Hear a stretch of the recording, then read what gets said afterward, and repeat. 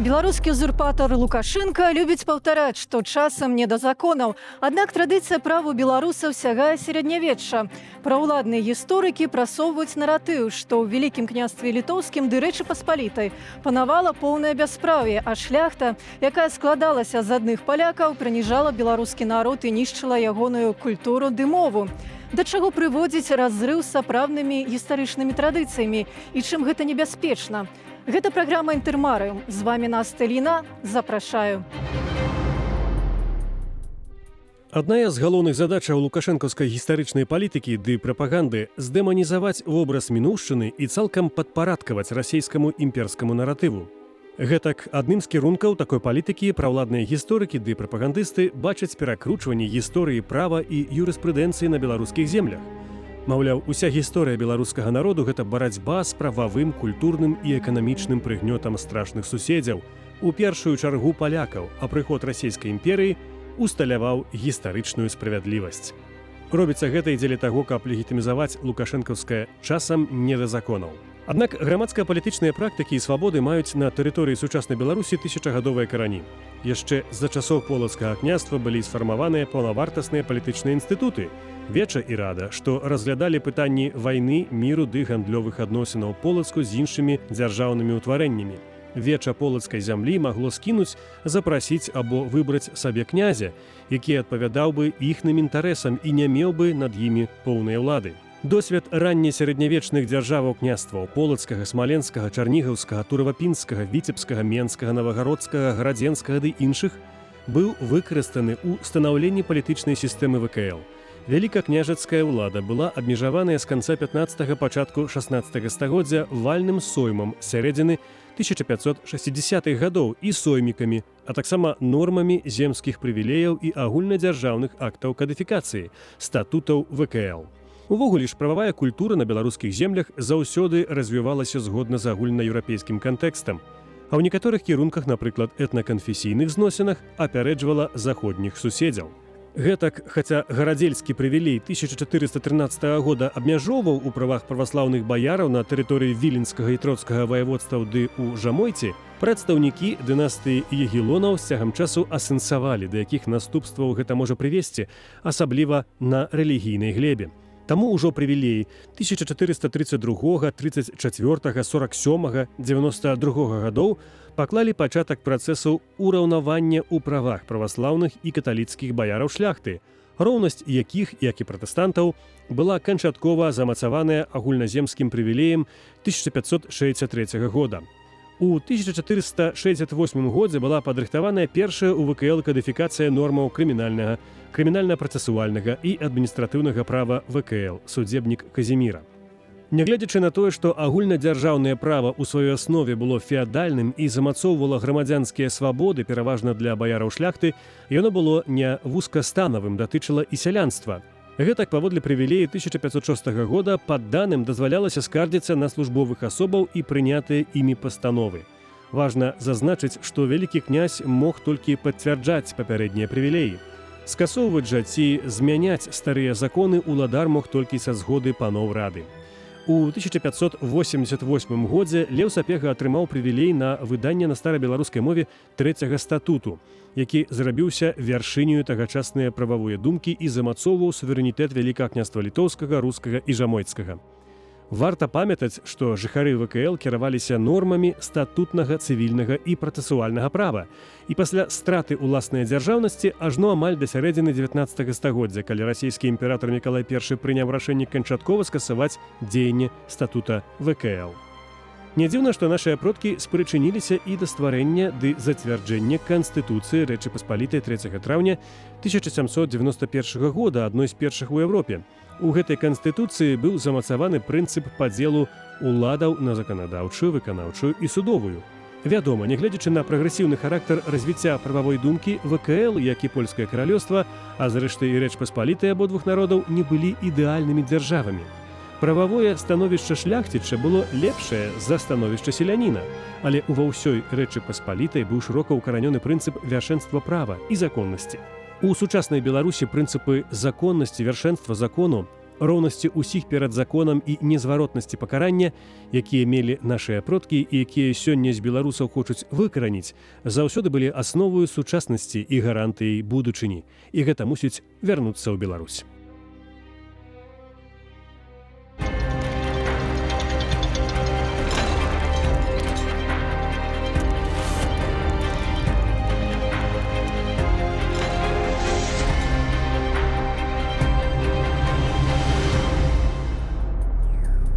Дазвольце прадставіць мне маіх гасцей.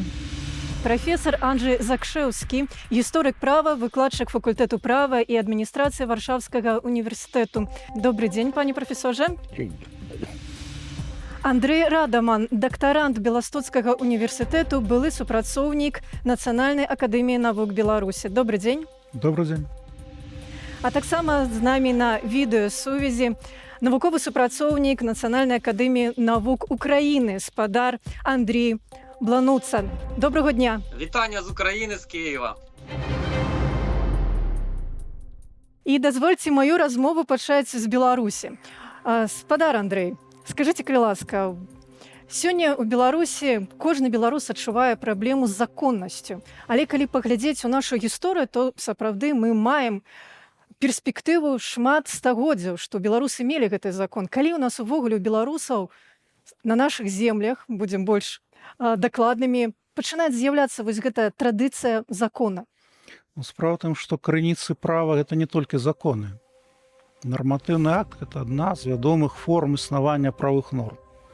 Адпаведна, у тых грамадствах, якія ствараюцца, калі ўзнікае сацыяльная дыферэнцыяцыя, паступова выпрацоўваюцца спачатку непісаныя нормы.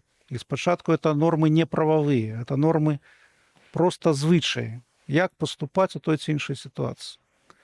Калі норма звычая пачынае станавіцца прававой, тады, калі ўзнікае сістэма пэўных норм, прынятых у пэўных грамадстве, заснаваных на спрадвечнасці іх дзеяння ў пэўным грамадстве, прызнаных адпаведна людзьмі, якія ствараюць гэтае грамадства, і калі ўзнікае разуменне, што пры парушэнні гэтай нормы павінна абавязкова наступаць пэўная адказнасць за парушэнне нормы, права, якое мы называем звычаёвым. Уласна кажучы, тут няма розніцы, як яно ўзнікае у продкаў сучасных французаў, немцаў, сучасных расіян ці сучасных беларусаў, ці украінцаў, палякаў. Безумоўна, гэтыя нормы вызначаюць, напрыклад, што, як гэта было ў родавых грамадствах, што нельга заключаць шлюб са сваёй маці, што нельга, напрыклад, уступаць у палавыя адносіны са сваёй дачкой. Той чалавек, які парушаў такую норму, мог быць пазбаўлены права знаходзіцца ўнутры гэтай абшчыны. Але калі мы кажам пра такія законы, які гэта перыяд? Гэта яшчэ не тое, што можна назваць законам. Закон гэта пісаны акт, выдадзены дзяржаўнай уладай той ці іншай дзяржавы. Іншая справа, што нормы звычаёвага права, якія складваюцца, могуць быць пакладзены на паперу з цягам часу. Першыя прававыя нормы, зафіксаваныя на пісьме, гэта у першую чаргу так званыя дамовы ці дагаворы, якія падпісваліся прадстаўнікамі такіх дзяржаў, як Полацкае княства, Віцебскае княства, з Рігай, Готландам і нямецкімі ганзейскімі гарадамі. Напрыклад, дамова 1229 года, так званая Смоленская гандлёвая правда, як яе называюць у гістарыяграфіі, ці дамова князя Гердзеня з Полацкам, Віцебскам і, адпаведна, Лівонскім ордэнам, якая датуецца 1264 годам. Спадару Андрею, мне да вас такое пытанне да ўкраінскіх зямель, таму што мы ведаем, што Кіев гэта калыска нашай славянскай дзяржаўнасці. Усё ж такі Кіева, не Масква. Ці правільна я разумею, што вось гэты нарматыўныя акты, пра якія мы зараз абмяркоўваем, узнікаюць тады, калі мы патрабуем стварэння пэўнай дзяржаўнасці. Як гэта адбывалася ў Кіевскай Русі? Всім відомо такий правовий акт, як Руська правда. По суті, це перший писемний такий документ, який регулював суспільні, економічні і політичні відносини в державі, яка на той час мала назву Русь. Київська Русь – це вже історіографічна назва, яка пізніше була виникла. Тобто існувала держава Русь, імперського типу імперія, і Руська Правда – це була от таким основоположним законом. Далі, як розвивалось право пізніше вже, є дуже добрі дослідження, де показано, що Руська Правда, норми Руської правди генерували, і частина з них перейшла відповідно і вже навіть в перший Литовський статут. Ну, звісно, що еволюція пройшла через договірні грамоти, через уставні земські грамоти, норми звичаєвого права. І правові норми, коли виникає держава, вони не можуть при наступництві іншої держави чи правонаступності от просто зникнути, а наша Русь, яка об'єднувала досить обширні території, якщо брати по-сучасному, входили і українці, і білоруси, частина і польських земель, це чи червенські землі. Тобто це була велика держава. Говорити безпідставно, що права не було, то це тільки навігласи від науки, і такі як імператори чи безправники сьогодення, як Лукашенко, як Путін, можуть переписувати, перекроювати історію і казати, що нічого не було, і тільки з приходом від Російської імперії в нас становилося повновладдя, закон і порядок. Спадар Андрій, дякую за ваше меркаванне. Пане прафесорze, адразу до вас пытанне, таму што мы закранулі і Русь, мы закранулі першае дзяржаўнае тварэнне ў Беларусі, а ўсё ж такі Вялікае княства літоўскае, яно было ў уніі з каронай. І таксама толькі што згадалі пра статуты Вялікага княства літоўскага, і калі адбылася Люблінская унія, ужо былі статуты Вялікага княства літоўскага, і калі параўноўваць вось две дзяржавы, іх прававая веда, ці шмат яна адрознівалася, таму што некаторыя нашы навукоўцы, і я тут гляджу у бок спадара Андрэя Радамана, магчыма, са мной пагадзяцца з такой думкай, што статут быў настолькі добра напісаны, што тэарэтычна Вялікае княства літоўскае магло стварыць унію з любой дзяржавай. Як тады выглядала гэта з боку кароны? Ці была, можа, пэўная зайздрасць пра закон, пра такое дзяржаўнае, што аж на такім добрым узроўні напісана, ці таксама маглі быць у пэўных рэчах больш прагрэсіўных, больш наперадзе? Істотnie tak było. Сапраўды так было. Вялікае княства літоўскае стварыла тры штораз лепшыя кадыфікацыі ў 16 стагоддзі.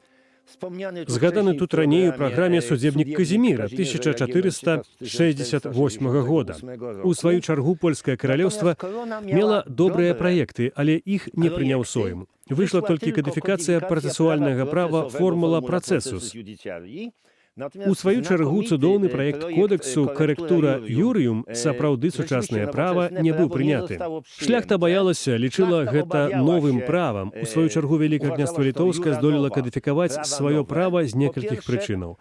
Па-першае, у перспектыве існавала унія з польскім каралеўствам, і Вялікае княства літоўскае хацела быць не горш арганізаванай краінай у параўнанні з ім.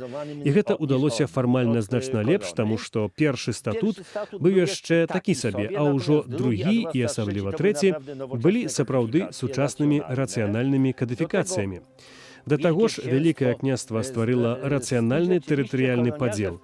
І сапраўды, палякі маглі ў пэўнай ступені адчуваць зайздрасць да Вялікага княства літоўскага за гэтыя статуты, але не да канца. Бо, памятаем, статут дзеяў на украінскіх землях, далучаных да польскага каралеўства пасля Люблінскай уніі. Гэта была дзейная крыніца права, вядома, узбагачаная соймавымі канстытуцыямі. Апроч таго, праз тое, што статут ВКЛ быў больш поўны, чым звычайнае кароннае права, у каронным трыбунале ім карысталіся як дадатковай крыніцай. Калі чагосьці не было ў каронным праве, часам азіраліся на статут ВКЛ. Так што так было сапраўды.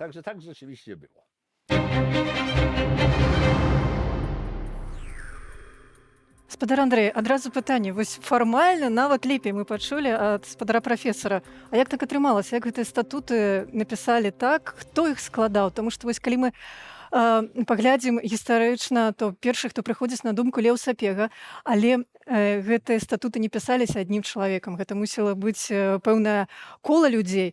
Як фармаваліся гэтыя камісіі? Таму што падаецца, што людзі мусяць быць добра шляхта ці нацыянальнай прыналежнасці, гэта русіны, ці не толькі русіны, ці гэта людзі, якія маюць юрыдычную адукацыю, вучыліся, закончылі нейкія еўрапейскія універсітэты. Я разумею, в гэты перыяд былі прадстаўнікі ад шляхты і ад арыстакраты, ад магнатэрыі розныя, адпаведна з рознай падрыхтоўкай. Некаторыя з іх слухалі лекцыю, тым ліку па праву некалькіх еўрапейскіх універсітэтах. Некаторыя з іх мелі досыць вялікі практычны досвед. Уласна, працу ў судах, працу ў дзяржаўнай канцылярыі. Некаторыя мелі вайсковы досвед, выбіраліся паборцамі, адпаведна зборшчыкамі падаткаў, выбіраліся пасля стварэння галоўнага трыбунала Великага княства Літоўска дэпутатамі трыбунала вышэйшага апеляцыйнага суда, аднаго з вышэйшых, бо былі іншыя. І, безумоўна, яны мелі практычны досвед. Акрамя таго, другі статут стварыў такую сістэму, што шляхта сапраўды актыўна ўдзельнічала і ў павятовых сойміках, актыўна ўдзельнічала ў выбранні кандыдатаў на пасады земскіх суддзяў, падсудкаў і пісараў земскага суда і, адпаведна, была зацікаўлена ў тым, каб разумець, як гэты працэс адбываецца. Безумоўна, шляхта была зацікаўлена ў тым, каб асноўныя законы былі апублікаваныя. І ўжо ставілася пытанне аб друку першага статута Великага княства Літоўска, але мы насамрэч можам сёння канстатаваць, што першы статут не быў апублікаваны, як і другі. Толькі трэці статут Великага княства Літоўска быў апублікаваны. Але перад тым, як апублікаваны быў статут, быў апублікаваны закон, які рэгламентаваў дзейнасць галоўнага трыбунала Великага княства Літоўска, створана ў адпаведнасці з законам 1581 года.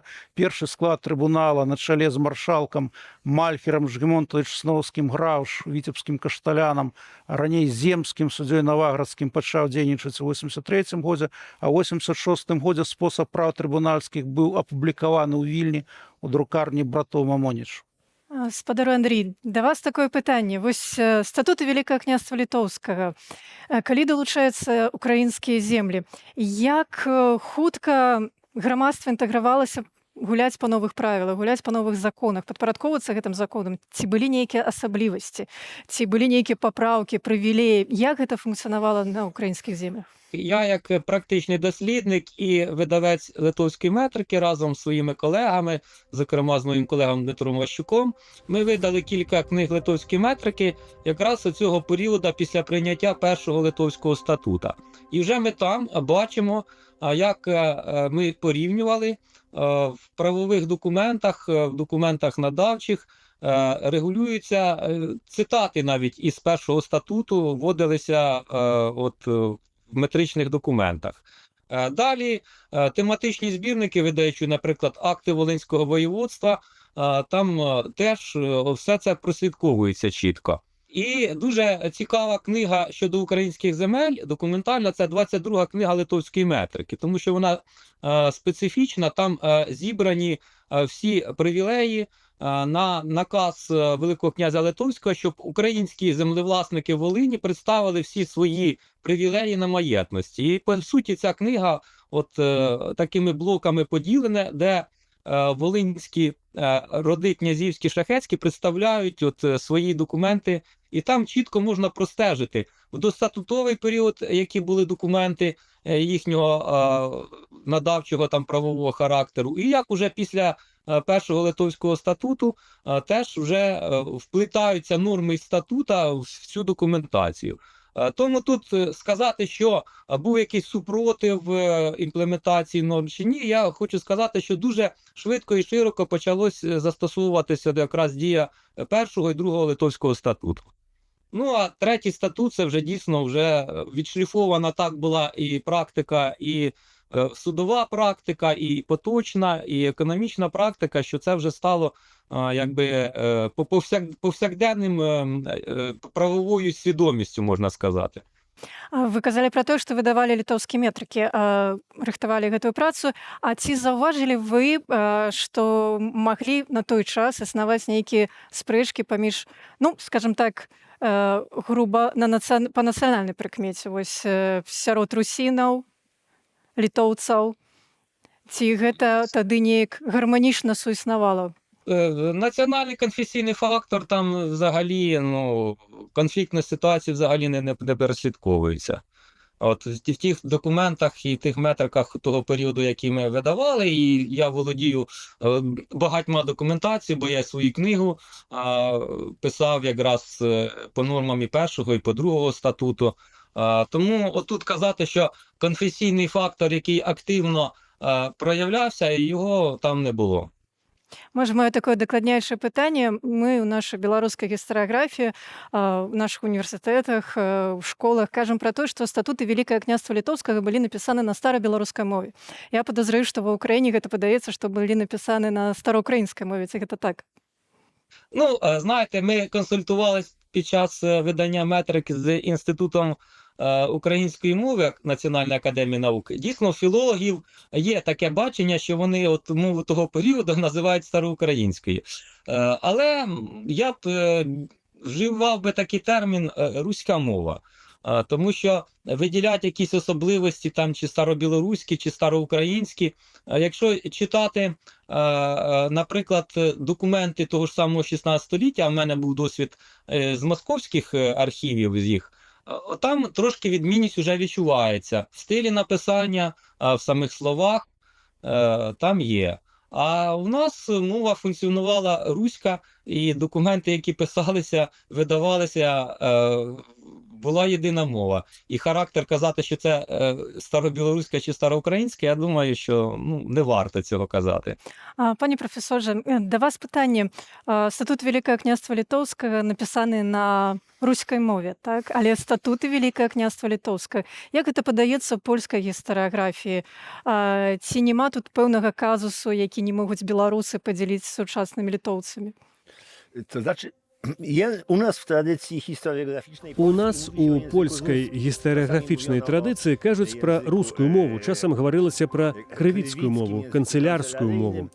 Літоўцы кажуць канцылярская мова Вялікага княства Літоўскага. Яны не падкрэсліваюць, ці гэта старабеларуская, ці стараўкраінская. Хутчэй за ўсё, мова рознілася ў залежнасці ад рэгіёну, у якім пісалі гэтыя акты. Казаць, што гэта была дзяржаўная мова, было даволі цяжка, але без сумневу гэта была мова судовых актаў, і яна рознілася. Зрэшты, ёсць гіганцкі гістарычны слоўнік старабеларускай мовы, ёсць слоўнік стараўкраінскай мовы, існуюць розніцы, але палякі наогул гавораць пра рускую мову, а літоўцы пра канцылярскую мову Вялікага княства Літоўскага. Калі мы кажам пра канцылярыю, то адразу хочацца запытаць, а як у тыя часы прасочвалася выкананне законаў?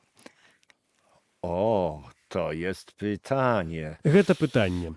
Так, як паўсюль і заўсёды закон розніцца ад практыкі. Класічны англасаксонскі падыход – закон у кнігах і закон у дзеянні. Таму, вядома, розніца была. Неабходныя дакладныя даследаванні, але была магчымасць. Права Вялікага княства Літоўскага, у прынцыпе, было цалкам сучасным правам, як на той час, нават перадавым. А з практыкаю было па-рознаму. Я думаю, што Вялікаму княству Літоўскаму няма чаго саромецца сваіх законаў. І тут словы пра тое, што цяперашні беларускі дыктатар думае, відавочна, ён не мае ўяўлення пра тое, што дзеялася ў гісторыі. Спадар Андрэй, прагучала, што няма чаго саромецца, калі мы кажам пра статуты Вялікага княства Літоўскага. А ці не ёсць так, што мы робім пэўную ідэалагізацыю ці міфатворчасцю, часам займаемся, калі вось захапляемся статутамі? Ці ўсё ж такі там все так было ідэальна? Я пачну з таго, што яшчэ ў 13 стагоддзі, у сярэдзіне 13 стагоддзя Генры Брактон, разважаючы ўвогуле пра закон, сказаў, што Бог любіць закон. І Бог сам закон, і таму закон любы яму. І вось калі мы чытаем навуковыя працы пра тое, як складвалася менавіта права заходнееўрапейскай і еўрапейскай ўвогуле, то вельмі важна разумець, што схільнасць еўрапейцаў да павагі да права вынікае з таго, што існавала мноства свецкіх юрысдыкцый і царкоўнай юрысдыкцыі. І заўжды былі спрэчкі, якія трэба было нейкім чынам развязваць. І адсюль бярэ тое, што Брактон піша не толькі rule of law, але rule by law. Гэта і панавання пры дапамозе права, але і панавання права. Вось гэтая традыцыя запазычана была безумоўна ў Вялікім княстве літоўскім. Я не кажу, што ўсе нормы дзейнічалі. Разумееце, але заўжды былі людзі, гатовыя бараніць прававыя нормы. А калі мы кажам грамадзяне і той перыяд, і калі мы кажам пра абарону сваіх правоў, гэта датычыць толькі шляхты ці сяляне таксама? Сяляне, мяшчане. Я хацеў бы вось тут трошкі палемізаваць з калегам, бо нормы статутавыя не ўзніклі з паветра. Разумеецца, крыніцамі статута былі не толькі судовая практыка, былі прывілеі агульназемскія, былі часткова і абласныя прывілеі. Увогуле, да прыняцця першага статута Вялікага княства літоўскага правая сістэма насіла партыкулярны характар. Адпаведна, вось тыя нормы, пра якія казалі тут у першай, так сказаць, відэалекцыі, умоўна кажучы, сапраўды пасля гарадзельскага прывілея былі абмежаваныя правы праваслаўных феадалаў, праваслаўнай шляхты у Вялікім княстве літоўскім у вузкім значэнні гэтага слова. Але ніхто не абмяжоўваў правы праваслаўных феадалаў ці праваслаўнай шляхты ў полацкай зямлі, у віцебскай зямлі, на Валыні, у смаленскай зямлі. Там дзейнічалі свае прававыя акты. І толькі потым, пазней, калі эліта розных зямель Вялікага княства літоўскага дамовілася пра тое, што сапраўды мы павінны стварыць права пісаныя для ўсёй дзяржавы, а ў першы раз мы бачым у 1501 годзе ініцыятыву стварэння такой кадыфікацыі. Вось калі яна была створана, то сапраўды гэтыя правы дзейнічалі ва ўсім Вялікім княстве літоўскім. І канчаткова раўнаваў у правах прадстаўнікоў эліты ўсіх хрысціянскіх канфесій прывілей 1563 года, прынята на Віленскім сойме. Я не буду ідэалізаваць законы. Але як можна гэта было ўсё роўна пракантраляваць? У сэнсе, гледзячы якую норму. Ну, глядзіце, зноў жа, апісваў адным са сваіх артыкулаў, калі вяртаецца з замежнай вандроўкі Крыштаф Драгастайскі, пазнейшы маршалак Вялікага княства літоўскага, на той час ваўкавыскі стараста, выконваў абавязкі ў час яго адсутнасці бацька. Калі ён вяртаецца, ён прызначае на пасаду ваўкавыска падстарасты насуперак норме 3 статута Вялікага княства літоўскага паляка, які не ведае, уласна кажучы, мову рускую ці мову старабеларускую, украінскую, як мы зараз гаворым, так? І гэта супярэчыла норме 3 статута, але не супярэчыла норме другога статута выразна. І далей што адбываецца? Частка шляхты ваўкавыска павета ў колькасці 40 чалавек падтрымлівае гэтую пазіцыю старасты судова і гатова прызнаць Бальцара Весялоўскага падстарастай свайго павета. Але 77 шляхціцаў на чале з прадстаўнікамі земскага суда звяртаюцца ў галоўны трыбунал Вялікага княства літоўскага, які па такіх справах павінен быў быць судом першай інстанцыі, і паказваюць, што дзейнічае адпаведна і Весялоўскі, і Дарагастайскі насуперак не толькі нормам 3 статута, які яшчэ на той момант як бы толькі ўваходзіў дзеянне, але і нормам другога статута, бо Бальцар Весялоўскі спачатку атрымаў намінацыю, а толькі потым набыў маёмасць у Вялікім княстве літоўскім. Я падкрэсліў, шляхта падзялілася. І тут рашэнне прымаў галоўны трыбунал Вялікага княства літоўскага, які заседаў у Менску. І разгледзеўшы гэтую справу у 1589 годзе, трыбунал прыняў рашэнне адпаведнасці з законам. І я тут патлумачу яшчэ логіку. Справа ў тым, што праект 3 статута Вялікага княства літоўскага быў ужо гатовы ў 84 годзе. У сакавіку 84 года кароль і вялікі князь Стэфан Баторый паабяцаў, што на бліжэйшым сойме статут будзе зацверджаны. Насуперак меркаванню ранейшых нашых папярэднікаў, Уладзімір Падалінскі даказаў, спасылаючыся на крыніцу, што за 2 дні да заканчэння сойма 1585 года ліцвіны і русіны прынеслі статут на зацвярджэнне, Але спрэчкі паміж палякамі і ліцвінамі былі настолькі вострыя, што сойм 85 года трэці статут не паспеў зацвердзіць. І статут быў зацверджаны толькі канфірмацыйным прывілеем новага монарха ў 87 годзе. Так вось суддзі сапраўды трыбунала надалі зваротную сілу норме трэцяга статута, бо ведалі, што ўся шляхта Вялікага княства Літоўска, у тым ліку бацька Крыштафа Драгастайска, Мікалай Драгастайскі, воевода Полацкі, мелі на то кансенсус. Jeżeli jeszcze można o tych Polakach w Wielkim Księstwie Litewskim, Калі можна яшчэ пра тых палякаў у Вялікім княстве літоўскім, дык вядома, яны траплялі туды шырэйшым ці вузейшым струменем цягам усяго існавання Вялікага княства літоўскага, бо шукалі там кар'еры, маёнтку, працаўладкавання і чаго заўгодна. Але яны маланкава праходзілі, як я гэта называю, літэонізацыю. Яны ў момант станавіліся грамадзянамі Вялікага княства літоўскага, баранілі яго інтарэсы. Але размаўлялі яны па-польску. potem Йонас Друнгілас, даследнік з Вільні, паказвае, што калі нехта з Мазовіі сяліўся на жмудзе, дык вучыў гэтую жмудскую мову. Таму з польскай мовай недзе 17 стагоддзя сітуацыя зрабілася лягчэйшаю. była troszkę łatwiejsza, Ну, bo вот хацелася, пробачце, запытаць, то мы маем заканадаўства на русінскай мове, так? Але потым все роўна маем спаланізаваную шляхту. Як так атрымалася, што мы не змаглі утрымаць мову у дзяржаве? co to znaczy polonizacja?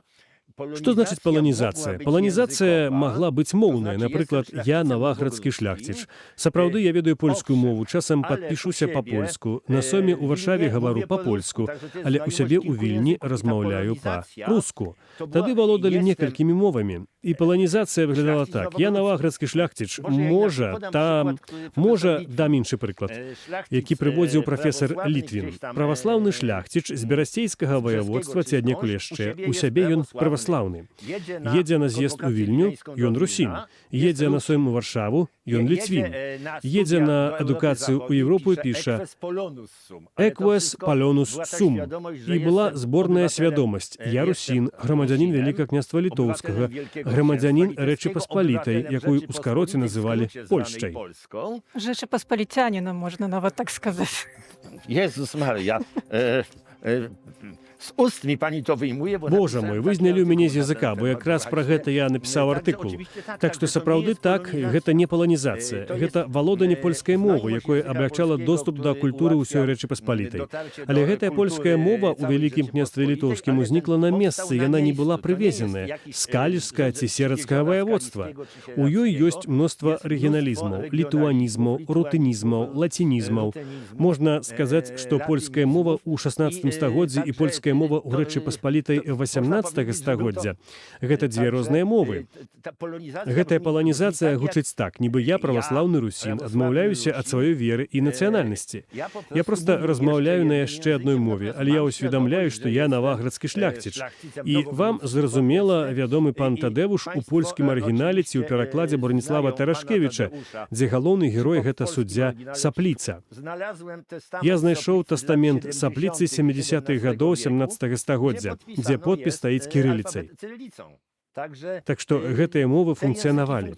Потым польская мова пачала дамінаваць, была больш выгаднай, у пэўным сэнсе больш вядомай, але на месцы ў сябе я дамаўляюся па-руску. Габрэі таксама са мною па-руску размаўлялі, бо я, напэўна, не валодаў габрэйскай мовай. Такім чынам, паланізацыя была спантаннай. Не было ніякага ціску, проста была большая выгада, але гэта не прыводзіла да страты ўласнай дзяржаўнай прыналежнасці. Што ўсё ж піша гэты беларускі паэт Адам Міцкевіч. Літва, бацькоўскі край.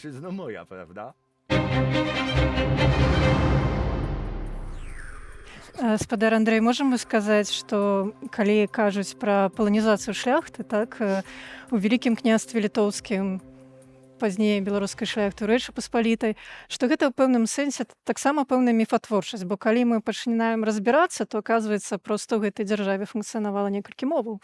Калі праз 100 год хто-небудзь зірне на той дакумент, які я сёння падпісаў тут у Варшаве, адпаведна лацінкай, так, і зробіць на падставе гэта выснову, што я спаланізаваўся, для мяне это будзе вельмі дзіўна гучаць. Разумееце, я магу сцвярджаць про тое, што дамінуючай мовай грамадскага жыцця сапраўды была мова русінаў у вялікім княстве літоўскім. І, безумоўна, Леў Сапега, які ў прадмове да 3 статута піша, што власным языкам, власнай мовай ён аперуе. Ці ведаў Сапега, будучы падстарастай аршанскім, потым, адпаведна, сакратаром канцылярыі Вялікага княства Літоўска, потым вялікім пісарам, потым падканцлерам, потым канцлерам, ваяводай віленскім, гетманам Вялікага княства Літоўска. Ці ведаў ён мову сваю, якую называе сваёй? Канешне, ведаў. Але я не ведаю ні аднаго прыватна ліста Льва Івановича Сапегі, напісана па-руску, у сэнсе русінскай мовай, старабеларускай ці стараўкраінскай мовай нашым сённяшнім разуменнем. Ніводна. А Рыгора Хаткевіча ведае. Кожны выбіраў, прабачце, сам, на якой мове яму з каханай жанчынай размаўляць. Разумееце?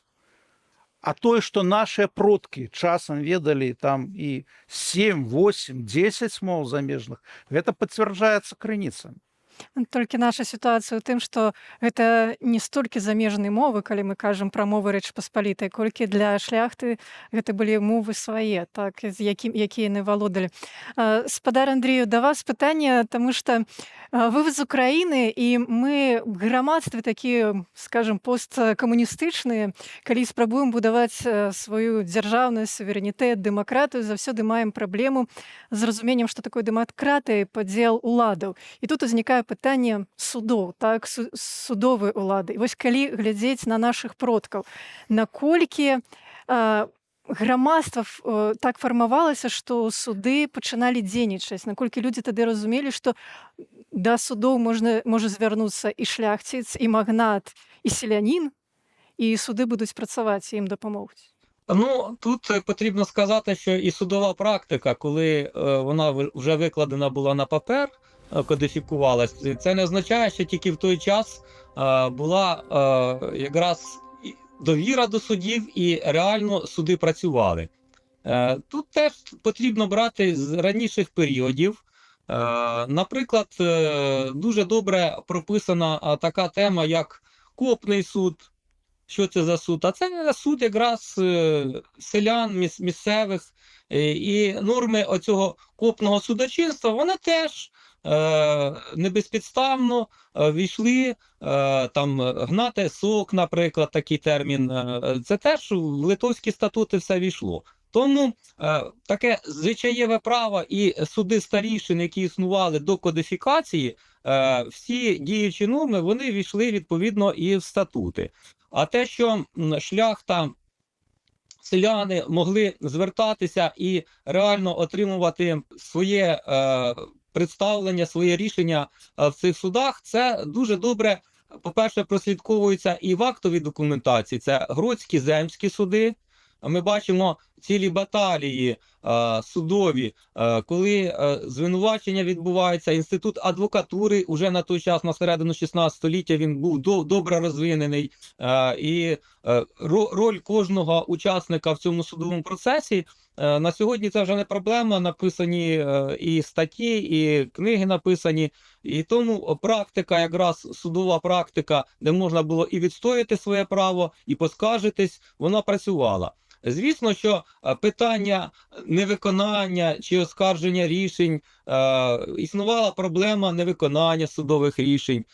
Тема шляхетських наїздів теж добре описана, як силою намагалися шляхтичі і сильніші магнатерії вирішити це питання.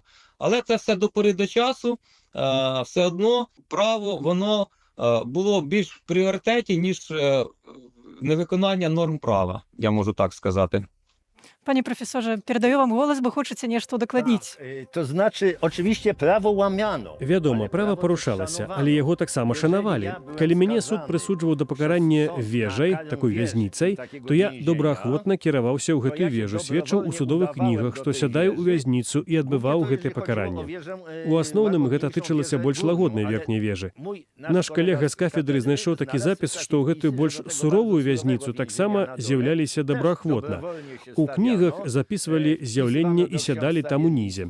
Такім чынам, гэтае права шанавалі. Памятаем, ёсць такая надзвычай часта ўжываная цытата Льва Сапегі, які ў прадмове да статуту ВКЛ цытаваў Цицерона: «Мы нявольнікі правоў для таго, каб маглі карыстацца свабодай». Так сапраўды было. Праўда, не трэба да канца ідэалізаваць той час, бо нярэдка здараліся выпадкі парушэння гэтых законаў, але з іншага боку, у грамадстве існавала такое адчуванне, што справу трэба вырашыць справядліва. Жыгімонт III у прывілеі на ўжыванне трэцяга статуту пісаў, што гэтыя законы абавязковыя для ўсіх, таксама для ўладара. І гэта важна. Ну, вось гэта таксама хацела закрануць нашай дыскусіі выбарнасць караля, так і разуменне каралём, што ўсе роўныя перад законам, так што роўныя перад законам не толькі сяляне, не толькі шляхта, не толькі магнатэры, але, як вы сказалі, таксама і кароль. Як гэта функцыянавала? Z tą równością wobec prawa to było bardzo różnie. З гэтай роўнасцю перад законам было па-рознаму, бо паводле азначэння ў тагачаснай Еўропе роўнасці не было. Была розніца між шляхецкім, духоўным, сялянскім станам, але сапраўды ў трэцім статуце, напрыклад, у пэўных выпадках шляхціч адказваў нават найбольш сурова з забойства селяніна. Мы бачым пэўную традыцыю, калі гаворка ідзе пра пакаранне. Гэта была вельмі цікавая справа, і пра яе варта прыгадаць пры іншай нагодзе. Гэта сама, як трэці статут ліквідаваў рабства, ліквідаваў рабаўладанне, ператварыў ранейшых рабоў у чэлядзь дворную. Мы бачым пэўныя гуманныя элементы ў гэтым статуце. Гэтак жа, як абавязак вызначэння дзяржаўнага абаронцы для непаўналетніх, удоваў і гэтак далей. Што таксама цікава, у сучасных цывілізаваных краінах ёсць прынцып прэзумпцыі невінаватасці. У выпадку сумневаў выносіцца прысуд на карысць абвінавачанага. І мы бачым гэта ў трэцім статуце ВКЛ. Не так, што я маю даказваць сваю невінаватасць. Не, вы мне павінны даказаць маю віну, а калі я не дакажуць, суд мяне вызваляе. Гэта і ў сённяшняй Еўропе, асабліва ва ўсходняй частцы, не заўсёды практыкуецца. Так, калі ласка. Я таксама хацеў бы трошкі дадаць да таго, што пан прафесар гаворыць. Сапраўды, права, яно было жывое.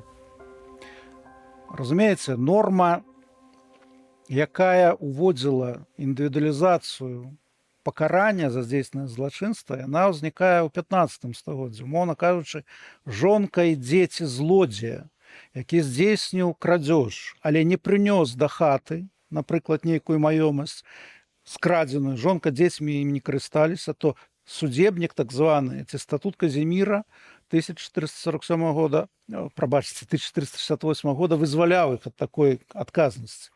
Але калі мы гаворым пра тое, як змяняліся гэтыя правыя нормы ў 16 стагоддзі, то існавала адказнасць за дзяржаўнае злачынства паўналетніх сыноў. Чалавек, які здзейсніў, уласна кажучы, злачынства абразы гаспадарскага маестату ці дзяржаўнай здрады. І вось у 1580 годзе, калі ў чэрвені Рыгор Осцік быў пакараны ў Вільні смерцю 18 чэрвеня, то Сойм прымае спецыяльную ухвалу, якая вызваляе, уласна кажучы, сына Осціка, будучы земскага суддзю Віленска ад адказнасці за злачынства, здзейсненае бацькам. І ў трэцім статуце мы бачым індывідуалізацыю пакарання, у тым ліку і за дзяржаўнае злачынства. Гэта сапраўды жывая матэрыя. Калі шляхта, напрыклад, не жадала, я маю на ўвазе прадстаўнікоў шляхты, судзіць справы пра чараўніцтва, то пінскі суд адсылае да магчымасці разглядаць гэтую справу ў адпаведнасці з каралінай ці іншых прав хрысціянскіх, як у статуце запісана. Нельга гаварыць пра тое, што не было спроб злоўжывання правам. Яны былі.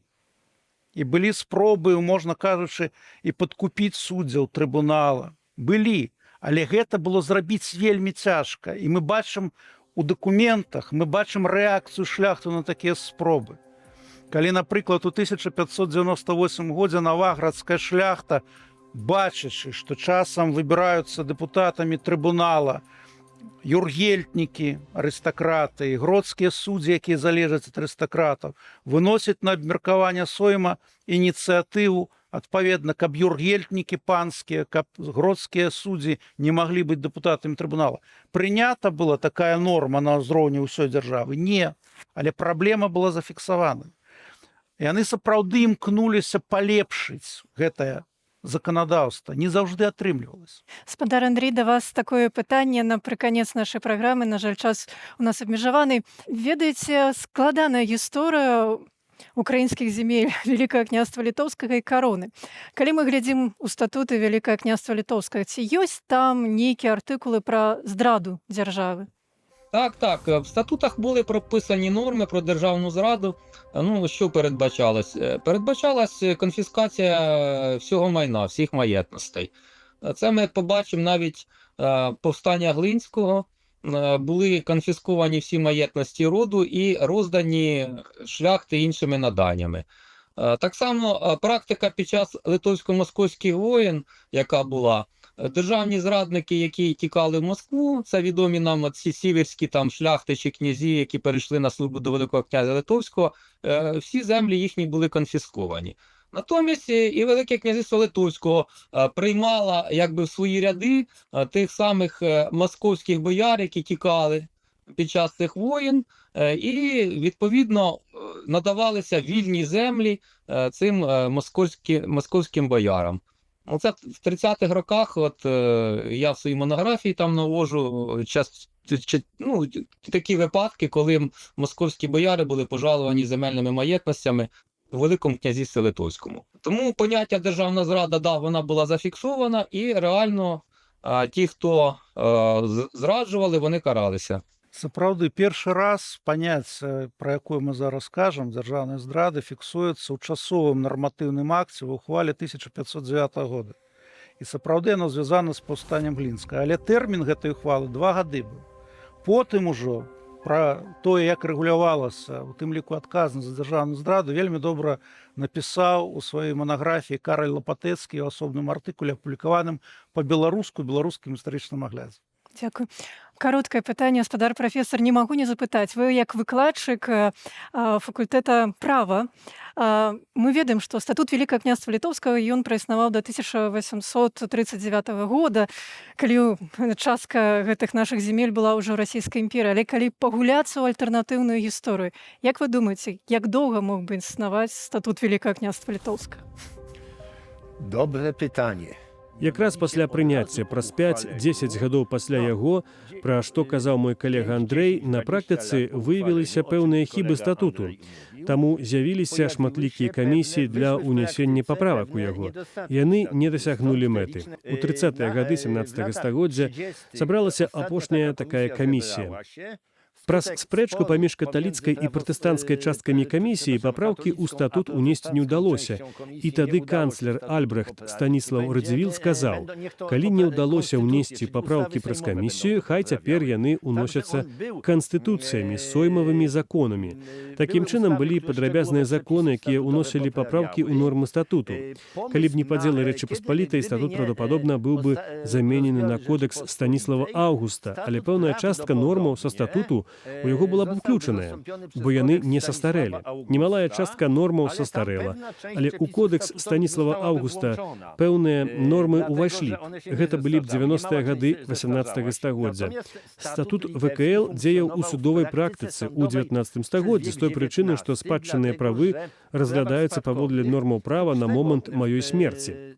Акрамя таго, і тут звяртаюся да калегаў з Украіны, нормы статуту былі ўнесеныя ў нормы лакальнага права. Напрыклад, Чарнігаўскай губерніі ажно да вялікай кастрычніцкай сацыялістычнай рэвалюцыі можна іх было знайсці. У сваю чаргу, у нормах звычаёвага права гэтыя нормы статуту мы бачым яшчэ ў 20-е гады 20-го стагоддзя на Віленшчыне. Я хочу падзякаваць маім гасцям за гэтую дыскусію. Адна з галоўных задачаў лукашэнкаўскай прапаганды гістарычнай палітыкі разарваць сувязь са спадчынаю Вялікага княства Літоўскага і Рэчы Паспалітай і быць часткай расійскага імперскага наратыву. Насамрэч, беларусы з суседзямі ў інтэрмарыуме маюць даўнія традыцыі права і досвед пабудовы сапраўднай прававой дзяржавы, дзе законам падпарадковаўся нават манарх. І калі мы хочам мець сапраўдную, суверэнную, дэмакратычную дзяржаву як частку вольнага свету, то адбудова яе пачнецца менавіта з вяртання законнасці. Гэта была праграма «Інтэрмарыум». З вамі была Настя Ільіна. Да сустрэчы.